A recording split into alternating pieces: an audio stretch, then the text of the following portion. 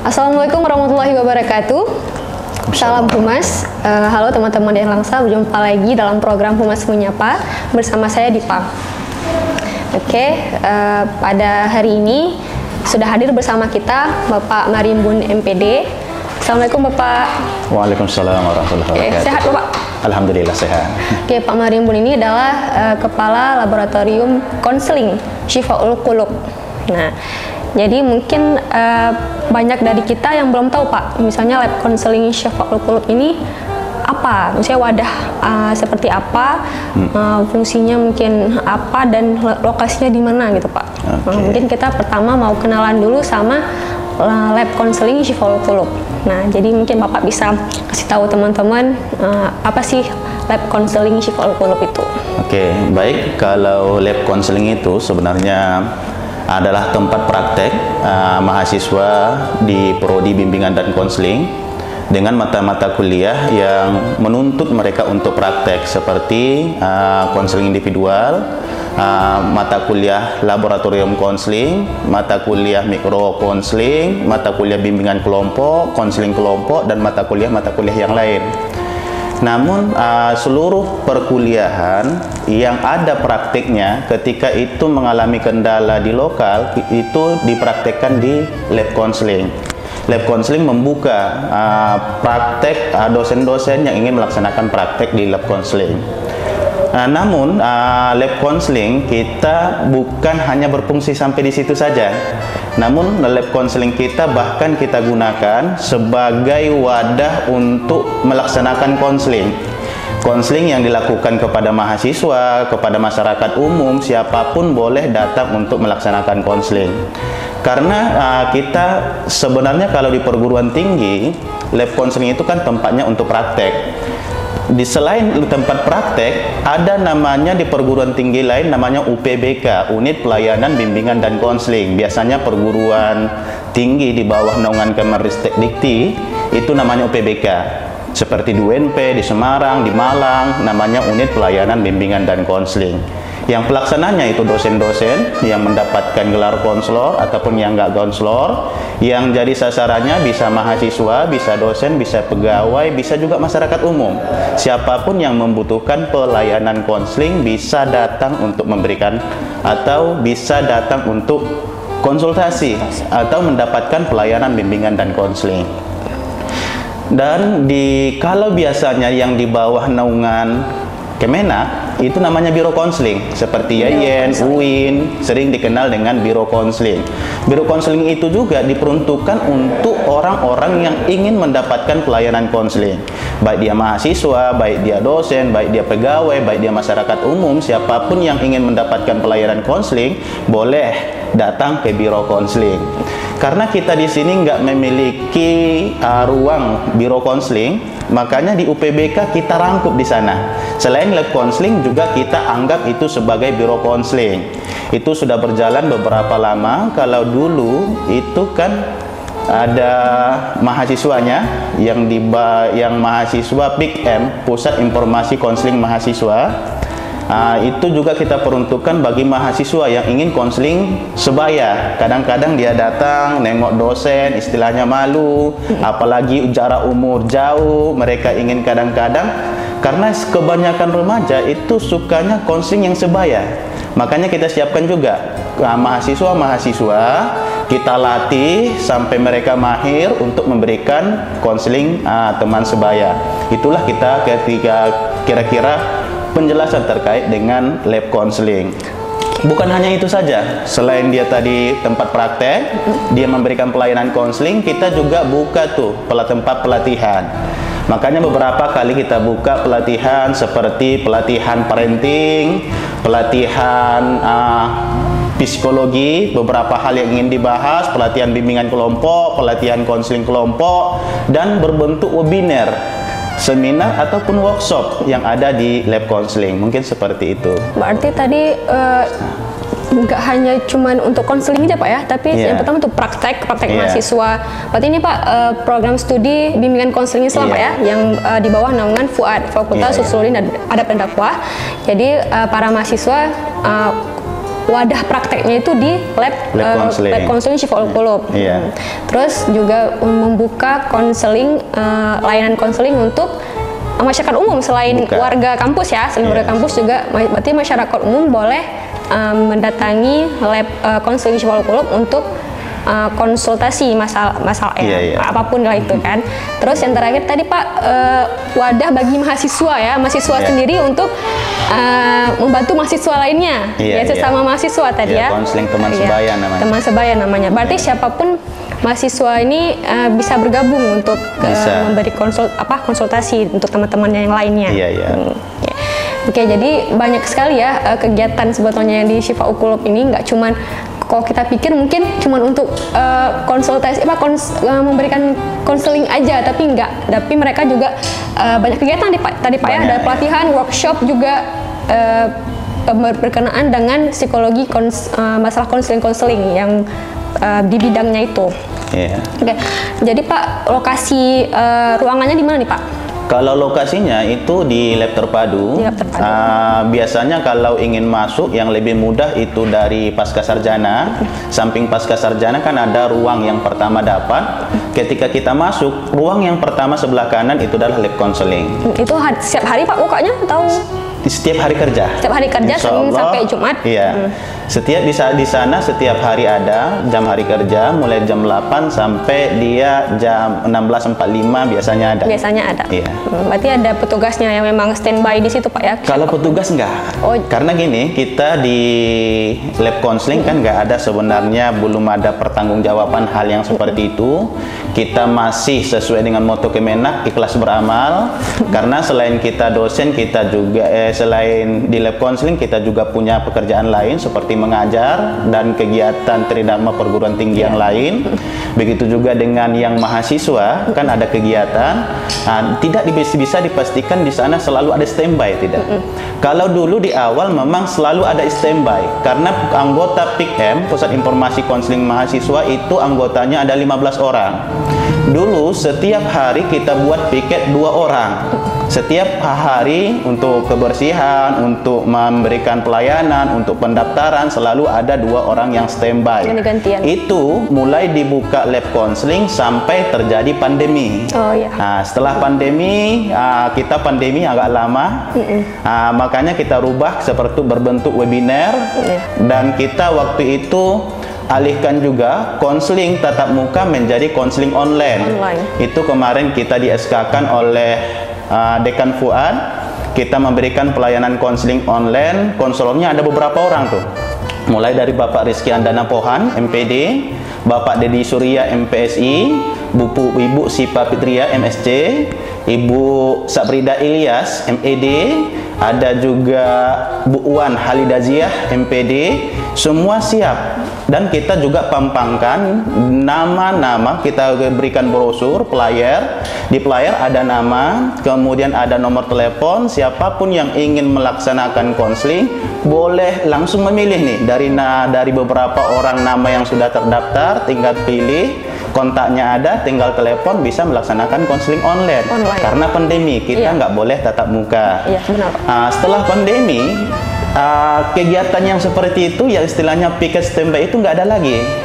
Karena sudah kesibukan mahasiswa, istilahnya mahasiswa yang seharusnya semester 5 sekarang udah semester 6, 7 kan, udah fokus di skripsi, sehingga mereka nggak bisa standby lagi.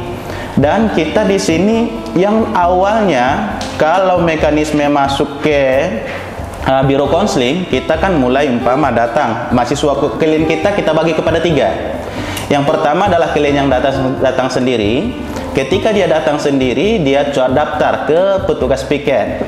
Petugas piket nanti akan memberikan nama-nama, karena yang milih konselornya itu kliennya sendiri. Siapa yang datang, kita nggak tentukan ini harus konselingnya ini, enggak. Dia bisa milih. Makanya sebenarnya kita pun udah pernah pesan spanduk. Spanduk itu supaya bisa dicantumkan nama-nama konselornya, gambar-gambar konselornya, nomor telepon konselornya, sehingga Klien itu sendiri yang akan menghubungi konselornya, menentukan janji. Kalau menentukan janji, sudah dapat janji, nanti lapor lagi tuh ke petugas piketnya supaya bisa dikondisikan ruangan untuk melaksanakan konseling. Itulah yang di awal dulu. Tapi sekarang karena piket standby-nya nggak ada lagi, justru ketika kita ada di sana, silakan siapa yang mau datang, dan datangnya boleh langsung lagi. Umpama saya ingin konseling, saya datang ke sana, saya tentukan orangnya, siapa yang jadi konselornya, tentukan jadwalnya, konseling. Atau kita janjian di luar, umpama ada mahasiswa yang kenal dengan Bu Wan Halidazia, yang kenal dengan Pak Dedi, atau yang kenal dengan Pak Rizky Andana Pohan, mereka buat janji, mereka boleh tuh pakai, tinggal lapor, Pak kami ingin pakai jam sekian ke jam sekian ruangan konseling, mereka boleh tuh konseling individual, tapi masih kurang produktif. Penyebab produktifnya kita bukan di pelayanannya Bu ya, tapi di sarana dan prasarananya. Karena memang di awal standar sarana dan prasarana bimbingan konseling itu kan selain ada kursi tamu, ruangan besar lah istilahnya ketika dia datang, juga ada ruangan khusus konseling individual. Kenapa harus ada ruangan konseling khusus individual? Karena setiap orang yang datang, terutama yang masalahnya mempribadi, apalagi yang menyangkut masalah keluarga, dia tidak ingin orang lain tahu apapun permasalahannya. Bahkan ada juga orang yang ketika datang ke konseling, dia tidak pengen tahu kalau dia datang ke sana. Sementara di lab konseling kita kan masih ruangan yang transparan, kaca. Siapapun yang datang ke sana bisa terlihat. Benar. Yang kedua, suaranya belum kedap suara. Apa yang dibicarakan di dalam terdengar kalau kita di luar masih terdengar. Itu yang menjadi faktor penghambat yang paling besar terkait dengan pelayanan konseling. Sehingga nggak hanya 1-2 orang yang ingin konseling, tidak jadi karena banyak orang di ruangan konseling. Karena ruangan konseling itu juga selalu beramai tuh orang mahasiswa yang datang. Kadang-kadang ketika datang umpama dia jam sore, Pak sore aja, karena kalau sore kemungkinan orang sepi. Sore baru dilaksanakan konseling. Bahkan ada beberapa orang yang minta hari Sabtu dan hari Minggu. Namun di hari Sabtu dan Minggu kita tolak. Karena selain untuk menjaga persepsi orang lain, kan lucu istilahnya kita datang ke kampus, ke lab konseling berduaan, apalagi nanti lawan jenis, daripada menimbulkan fitnah. Bahkan memang di hari Sabtu itu kita tolak, Sabtu dan Minggu. Bahkan ada beberapa masyarakat yang datang ingin konseling di hari Sabtu, yang dari Aceh Tamiang ada, yang dari Langsa juga ada. Tapi dia pengennya hari Sabtu supaya nggak ada gangguan suara dan gangguan istilahnya dia merasa malu ketika melaksanakan konseling, dan kita tolak karena kita nggak bisa memberikan pelayanan di luar jam kerja. Mungkin seperti itu. Berarti sebenarnya kok konseling itu memang butuh privasi Pak ya, harus memang tertutup seperti itu. Dan kalau misalnya kita lihat tadi pelayanannya itu mungkin lebih efektif yang online tadi Pak ya, karena lewat telepon enggak. Gini, konseling online itu hanya alternatif ketika konseling tatap muka nggak bisa dilaksanakan.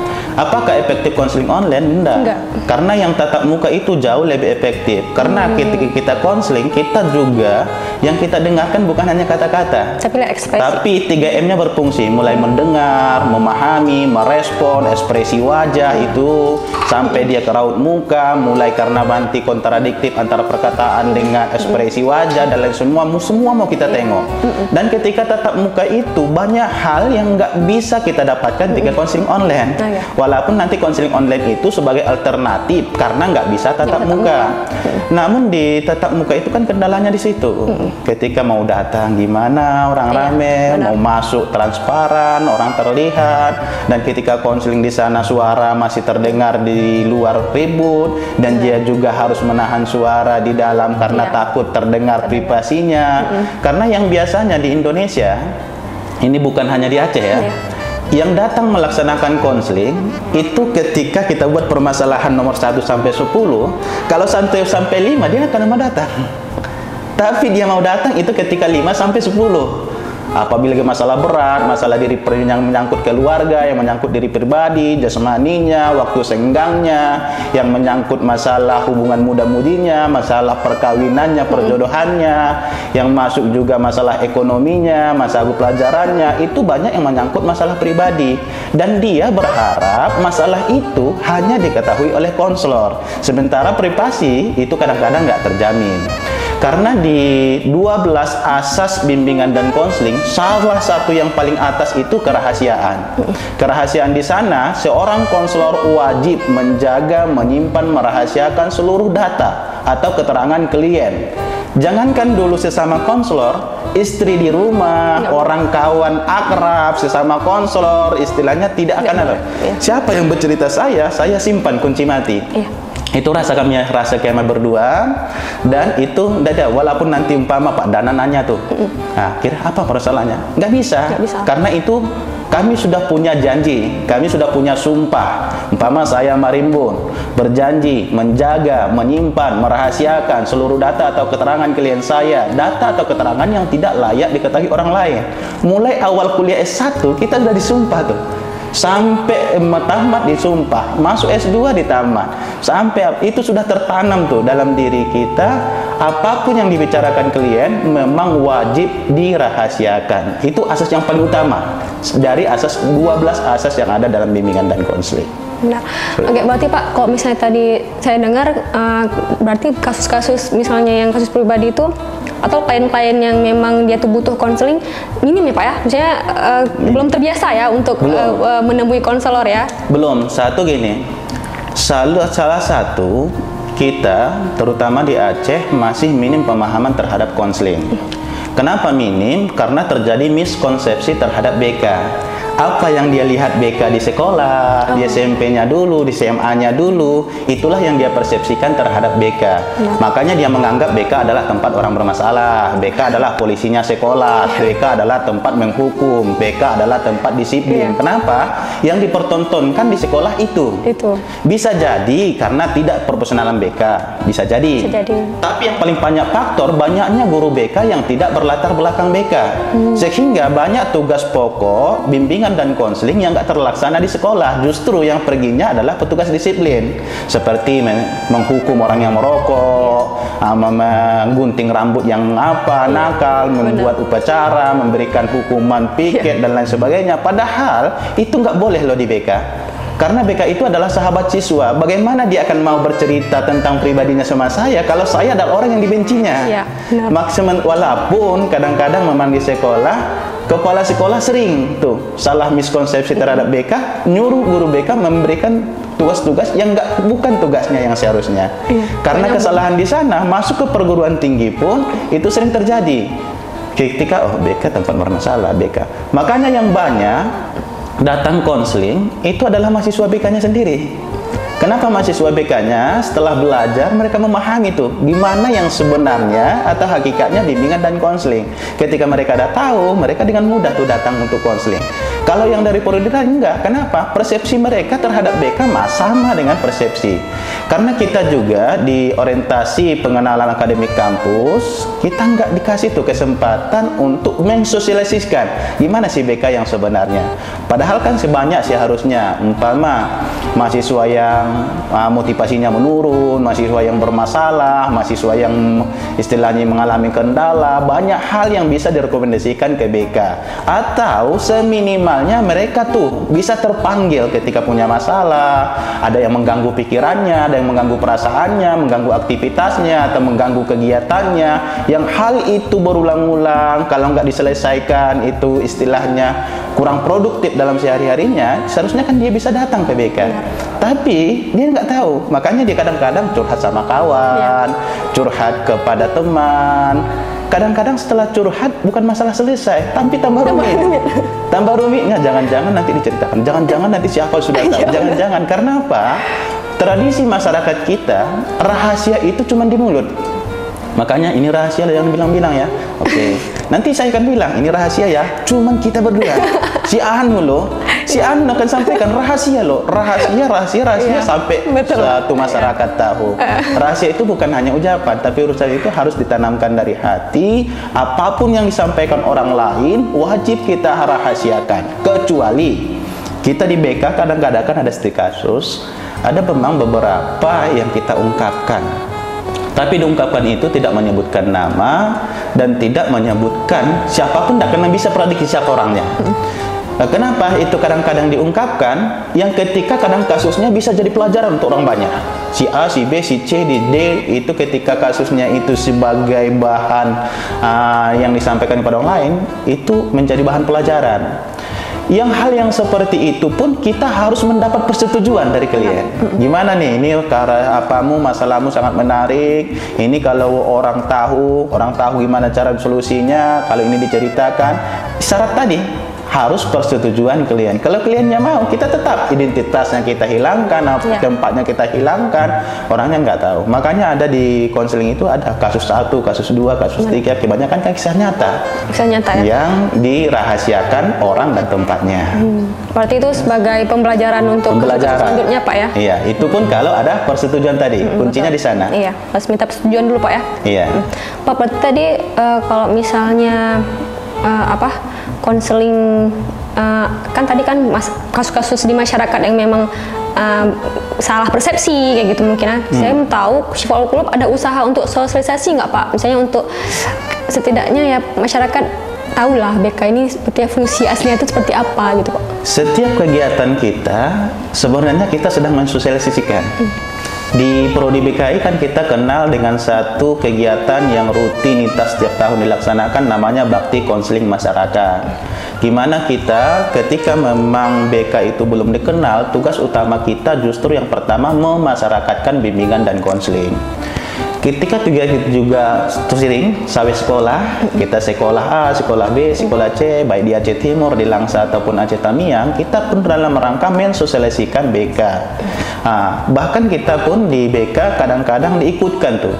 Di Aceh Tamiang, Wan Halidajiah di Diklat Guru BK juga dipakai. Pak Rizky Napohan juga dipakai, saya juga di Langsa dan Aceh Timur di Diklat Guru BK juga dipakai.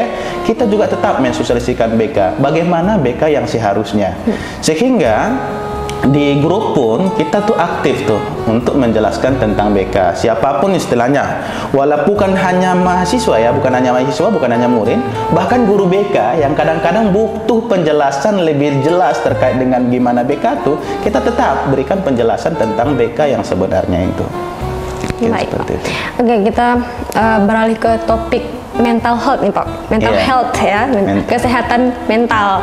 Jadi kemarin juga kan kita baru pandemi nih Pak, dimana kita lihat fenomena masyarakatnya itu tingkat emosi, depresi itu meningkat.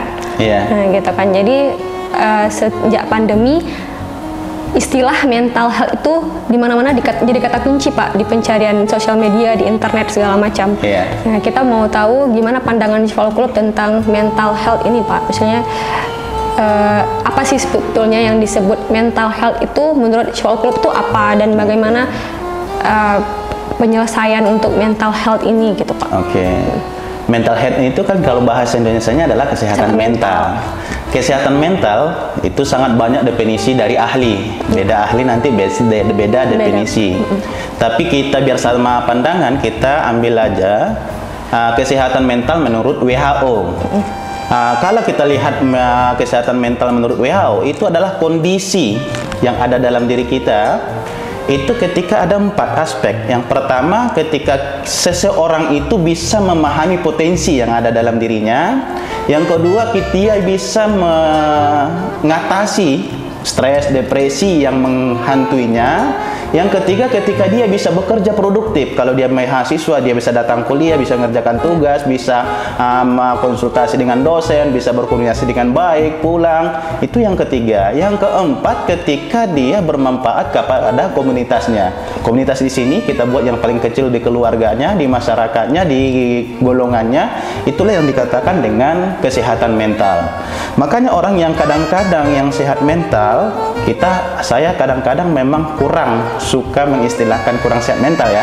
Karena gini, sehat mental itu kita buat di tengah, ini ketika ini ke kanan adalah sehat, ini ke kiri kita buat kurang sehat lah, atau kita buatlah sakit bahasa kasarnya. Seseorang yang kadang-kadang dia mencondong ke kiri, ke negatif, berarti ada terganggu kadang-kadang kesehatan mentalnya. Kadang-kadang bisa dia naik ke kanan, bisa dialah kesehatan mentalnya sangat bagus. Dan setiap orang bukan hanya hitam putih. Bukan hanya orang yang sehat mental atau ini terganggu mental atau sakit mental, enggak. Tapi kadang-kadang dia di tengah. Iya. Mentalnya nggak terlalu sehat, mentalnya tidak terlalu sakit. Artinya dia bisa memahami potensi dirinya, dia bisa mengatasi stres atau masalah-masalah yang ada dalam dirinya, dan dia juga bisa bekerja secara produktif atau belajar secara produktif kalau mahasiswa, dan dia juga bisa bermanfaat untuk komunitasnya. Itu terkait dengan kesehatan mental. Jadi siapapun orangnya, ini pasti nih diketahui ini, apakah dia berada di tengah-tengah atau posisi tengah-tengah, atau dia sudah mengarah kepada yang negatif, atau dia mengarah kepada yang positif. Setiap orang pasti akan terjadi yang seperti itu, dan keadaan yang seperti itu masih dalam keadaan wajar siapapun mahasiswanya.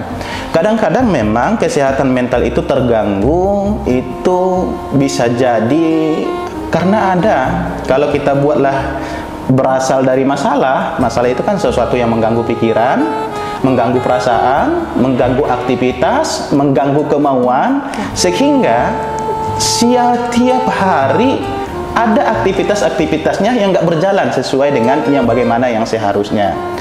Yang seperti itu kan terkait kesehatan mental. Kalau kita buat istilahnya dengan apa sih, ketika tanya apa sih yang faktor yang mempengaruhi kesehatan mental, kan di situ sering. Kesehatan mental itu kan bisa juga dipengaruhi karena genetik. Mungkin ada riwayat keturunan bahwa sudah ada. Selain itu juga ada yang namanya biologis, kadang-kadang kesehatan fisik dan lain sebagainya itu akan mempengaruhi kepada mental. Bisa jadi karena pengaruh kehidupan sosialnya, yang putus pacar, yang berantem dengan orang tua, yang istilahnya ada hal-hal yang mengganggu, bisa mengganggu kesehatan mentalnya, dan juga bisa mempengaruhi psikologisnya, emosinya, kebahagiaannya, caranya, emosinya juga bisa mempengaruhi. Setiap orang bisa mempengaruhi kesehatan mental yang seperti ini.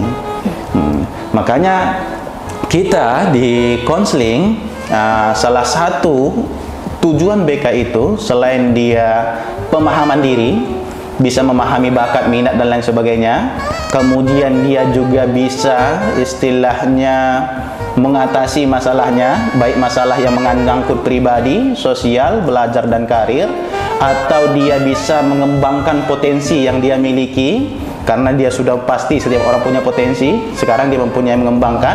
Dan kita juga istilahnya punya tujuan bagaimana kehidupan itu efektif sehari-hari. Efektif sehari-hari itu dia nyaman, dia rileks, dia bahagia, dia happy. Supaya apa? Kesehatan mentalnya bagus. Stabil, Pak. Stabil. Dan ada kita juga selain dia mengembangkan case-nya, ada menangani case T. Case T itu kehidupan efektif sehari-hari yang terganggu, seperti merasa terancam. Ketika kita datang ke kampus terancam, takut dengan seseorang, itu kesehatan mental mempengaruhi.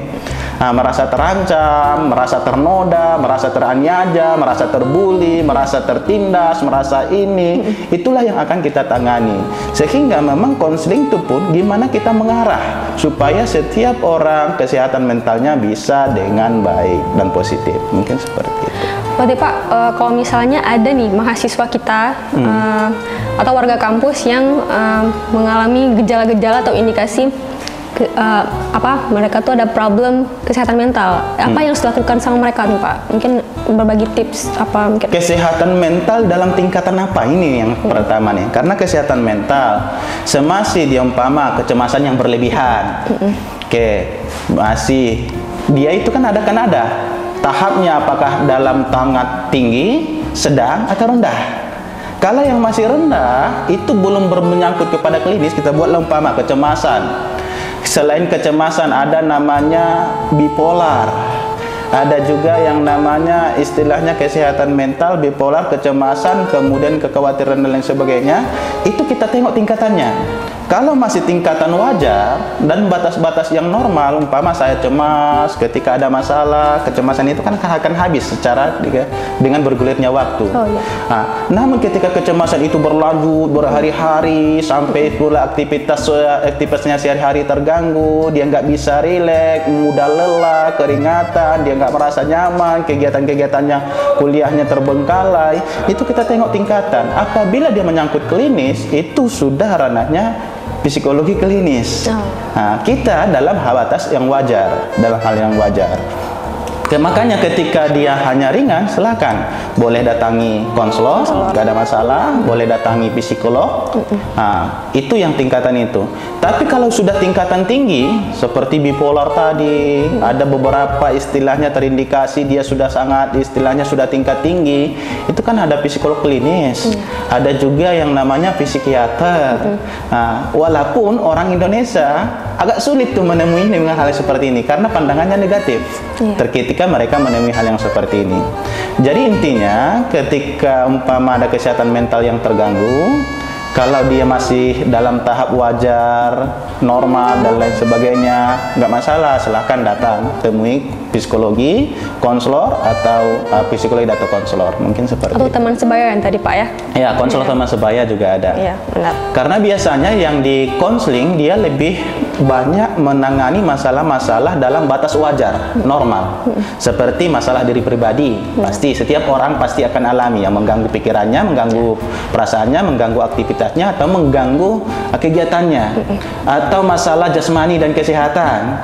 Ada juga masalah yang menyangkut kehidupan keluarga. Ada masalah yang menyangkut dengan keuangan. Kemudian ada masalah yang menyangkut dengan hubungan budi dan pranikahnya. Ada masalah yang mengganggu dengan dunia karirnya. Ada juga masalah yang mengganggu dengan kehidupan pembelajarannya dan lain sebagainya. Hal yang wajar seperti itu silakan boleh datang untuk kepada konseling. Oke Pak. Oke Pak, terakhir nih Pak. Iya. Kasih tips Pak untuk mahasiswa agar kesehatan mentalnya stabil dan bahagia selalu Pak. Oke, tips untuk kesehatan mental yang pertama, syukuri apa yang ada. Apa yang ada syukuri, apa yang belum ada tawakalkan aja. Makanya kalau masa lalu biarlah berlalu, tugas kita dalam masa sekarang, masa yang akan datang silakan tawakal kepada Tuhan dan tetap berusaha. Ini yang pertama. Karena kadang-kadang kecemasan itu kita mencemaskan, ada yang mencemaskan setahun lagi, 2 tahun lagi, 4 tahun lagi, kecemasan yang nggak wajar, hal yang seperti itu. Ada atau masa lalu, masalah percintaan yang putus dengan apa, masa trauma dan lain sebagainya. Kalau hal yang seperti itu silakan lupakan. Itu hal yang seperti ini. Jangan usah diingat lagi kalau nggak penting. Ini yang pertama.